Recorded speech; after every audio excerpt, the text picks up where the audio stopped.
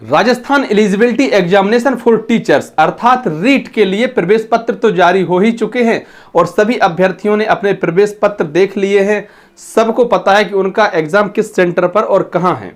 आज की इस वीडियो में अपन बात कर रहे हैं कि जिनका भी रीट का एग्जाम है तो इससे संबंधित जो परीक्षा के महत्वपूर्ण दिशा निर्देश होते हैं, एक अभ्यर्थी को कितनी बातों का ध्यान रखना चाहिए, क्या सामान अपने साथ लेना चाहिए, किस प्रकार की पेन साथ ले जाना चाहिए, उन सभी महत्वपूर्ण पहलुओं को समझने वाले हैं। ये बातें भली भांति आपके भी एडमिट कार्ड पर लिखी हुई हैं, लेकिन फिर भी अपन एक बार समझ लेते हैं ताकि कोई भी बात जो समझने में दिक्कत हो रही हो उसकी समस्या अपन को परीक्षा हॉल में ना आए। अब एक बार अपन परीक्षा का टाइम देख लेते हैं। तो देखिए, लेवल 1 का जो टाइम रहेगा वो आपका 10 बजे से 12:30 बजे तक का टाइम रखा गया है। कब से? 10 बजे तक, 10 बजे से 12:30 बजे तक। और ये देखिए विषय हैं जिस आपके जो भी विषय हों।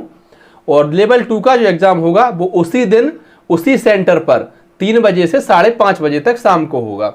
ठीक है, अब आगे बढ़ते हैं और अपन इन परीक्षा के महत्वपूर्ण निर्देशों को समझते हैं। लगभग 11 निर्देश हैं जिनको अपन विस्तार पूर्वक समझने वाले हैं। पहला निर्देश ये रहा, परीक्षार्थी को परीक्षा कक्ष में अपने साथ प्रवेश पत्र, नीला काला पारदर्शी बॉल पॉइंट पेन, यह बात बहुत ही महत्वपूर्ण है। आपको नीला या फिर काला दोनों में से कोई एक लेकर चले जाइए। कई परीक्षाओं में ऐसा होता है कि सिर्फ आपको काले पेन का ही उपयोग करना होता है, पर यहां पर आप नीला भी लेकर जा सकते हैं और काला भी लेकर जा सकते हैं।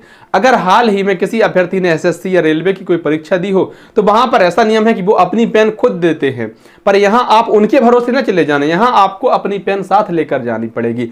और वो भी आपके पास पारदर्शी पेन होनी चाहिए, ट्रांसपेरेंट पेन होनी चाहिए। अभी यहाँ आसपास मेरे पास तो कोई ट्रांसपेरेंट पेन नहीं है। ये जो इस तरह की पेन आती है भाई, ये नहीं चलेगी, है ना। जो इसमें आपकी रिफिल जो है वो दिख जाए, आर के पार पेन में दिख जाए तो वो ट्रांसपेरेंट पेन हो गई। इसके साथ आपको देखिए कोई एक मान्य फोटोयुक्त मूल पहचान पत्र, मुख्यतः आधार कार्ड। इन्होंने कहा कि आप कोई भी एक पहचान पत्र साथ में ले जा सकते हैं, लेकिन मुख्यतः आपको आधार कार्ड साथ में लेकर जाना है। आप प्रेफरेंस किसको देंगे? आधार कार्ड को। वरीयता आप जो है वो आधार कार्ड को देंगे, लेकिन नहीं है अगर आधार कार्ड तो फिर क्या करें? तो इसके अनुपलब्ध होने पर अपने राज्य की फोटोयुक्त पहचान पत्र जैसे ड्राइविंग लाइसेंस, वोटर कार्ड, ये भी आप कोई भी आईडी अपने साथ लेकर जा सकते हैं। इसके अतिरिक्त कोई अन्य सामग्री लाने की अनुमति नहीं होगी। इन्होंने स्पष्ट कह दिया है कि इसके अलावा कोई भी अन्य सामग्री लाने की आपको परमिशन नहीं दी गई है। आगे देखिए, नियम नंबर 2 कह रहे हैं कि परीक्षा केंद्र पर मोबाइल, कैलकुलेटर, ब्लूटूथ या अन्य कोई इलेक्ट्रॉनिक उपकरण जैसे घड़ी आदि किसी प्रकार का आभूषण, पर्स, हैंडबैग, डायरी इत्यादि लाना निषेध है। तो परीक्षा केंद्र पर आप मोबाइल, कैलकुलेटर, पेजर, बीपर या कोई भी अन्य इलेक्ट्रॉनिक डिवाइस लेकर नहीं जा सकते। घड़ी, चाहे आपकी स्मार्ट वॉच हो चाहे फिर ऐसी साधारण वॉच हो, आप घड़ी लेकर नहीं जा सकते। उन्होंने स्पष्ट कह दिया है, घड़ी किसी प्रकार का आभूषण आप लेकर नहीं जा सकते, चाहे महिलाएं हो चाहे पुरुष हो। ऐसा उन्होंने कहा नहीं है कि महिलाएं हैं तो ठीक है पहन कर आ सकती हैं, नहीं, आप महिला हैं तो भी आप आभूषण लेकर नहीं जा सकते। पर्स, हैंडबैग, डायरी, ये सब प्रतिबंधित है। परीक्षार्थी इस प्रकार की कोई सामग्री साथ लाता है तो उसे अपनी स्वयं की जिम्मेदारी पर परीक्षा केंद्र के बाहर रखना होगा। परीक्षा केंद्र पर इन वस्तुओं को रखने व सुरक्षा की कोई व्यवस्था एवं जिम्मेदारी नहीं होगी। इन्होंने कहा है कि परीक्षा केंद्र पर हमारी कोई जिम्मेदारी नहीं होगी आपकी कोई भी सामान रखने की, आपका बैग रखने की। मैंने अपने जीवन में बहुत सारी परीक्षाएं दी हैं, अमूमन सभी परीक्षा केंद्रों पर व्यवस्था रहती है, बैग जमा हो जाते हैं, लेकिन उन्होंने कह दिया है निर्देश में कि ये हमारी जवाबदारी नहीं रहेगी। अच्छा, एक बार हम परीक्षा देने गए थे आगरा में सीटेट की, तो वहां पर उन्होंने इस नियम को पूरी तरह से लागू किया था। बोले यमुना जी में फेंक दो बैग, हमारी कोई रिस्पॉन्सिबिलिटी नहीं है, आप कहीं भी रखो, हमें कोई लेना देना नहीं है। तो कई सारे संस्थानों में बैग जमा करने की व्यवस्था रहती है और कई सारे संस्थानों में बैग जमा करने की व्यवस्था नहीं भी रहती है। जो अभ्यर्थी बहुत दूर पेपर देने जाएंगे, एक बैग तो उनके साथ भली भांति रहेगा ही भाई। बिना मोबाइल के कोई सफर नहीं कर सकते क्योंकि बहुत सारी दिक्कतों का सामना करना पड़ता है। तो ये चीजें तो रहती ही हैं, बाकी जमा करने की व्यवस्था रहे ना रहे वो इन्होंने तो कह दिया कि नहीं रहेगी। परीक्षार्थी का परीक्षा केंद्र पर परीक्षा प्रारंभ होने के 2 घंटा पूर्व पहुंचना अपेक्षित है ताकि पुलिस द्वारा फ्रिक्सिंग आदि समय से कर सके। जैसे परीक्षा का समय आपका 10 बजे का है, कितने बजे का है? परीक्षा का समय आपका जो रहा वो 10 बजे का है, तो आपको 2 घंटे पहले लगभग 8 बजे पहुंचना होगा। इन्होंने ऐसा कह दिया है। 9:30 बजे के बाद मतलब देखिए 9 बजे के बाद तो एंट्री नहीं होनी है। आगे पढ़ते, मतलब 2 घंटे पहले पहुंचना है आपको। परीक्षार्थी को परीक्षा समय से 1 घंटा पूर्व केंद्र में प्रवेश करना अनिवार्य है, तो आप परीक्षा सेंटर पर 1 घंटा पहले ही चले जाएंगे।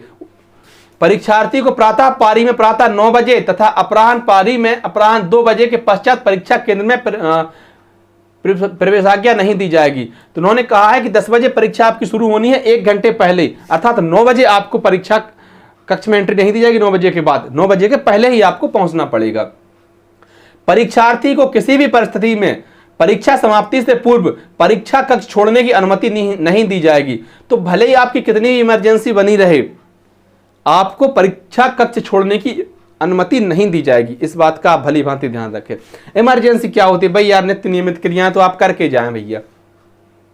परीक्षार्थी प्रवेश पत्र की कार्यालय प्रति ऑफिस कॉपी पर वीक्षक के समक्ष हस्ताक्षर स्वप्रमाणित पहचान पत्र की प्रति नत्थी कर वीक्षक को आवश्यक रूप से जमा कराएं। परीक्षार्थी को प्रश्न पत्र ले जाने की अनुमति नहीं है। परीक्षार्थी प्रश्न पत्र वीक्षक को सौंपकर ही परीक्षा कक्ष से बाहर निकलें। परीक्षार्थी ओएमआर की मूल प्रति वीक्षक को जमा कराकर केवल ओएमआर की अभ्यर्थी प्रति ही साथ ला सकेंगे। तो ये परीक्षा में आप जो है आप अपना पेपर साथ में लेकर नहीं जा सकते। ओएमआर की मूल प्रति आप जमा करा देंगे, एक उसकी डुप्लीकेट होती है, कार्बन कॉपी होती है, उसको आप अपने साथ लेकर आ सकते हैं।